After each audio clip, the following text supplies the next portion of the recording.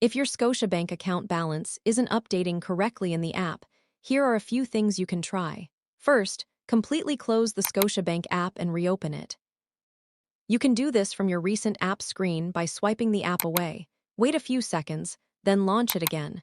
Sometimes balances fail to update because of a temporary sync issue. Next, check your internet connection. Switch between Wi-Fi and mobile data to make sure a network problem isn't preventing the app from refreshing your account information. You can also try logging out of your Scotiabank account and then signing back in.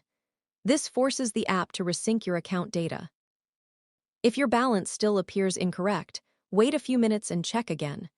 Some transactions can take time to process and may not appear instantly. Another important step is to make sure the app is up to date. Open the Play Store, search for Scotiabank, and install any available updates. If the issue continues after trying these steps, contact Scotiabank support to confirm whether the transaction is still pending or if there is an issue with your account. And that's how you can fix Scotiabank account balances that aren't updating properly in the app.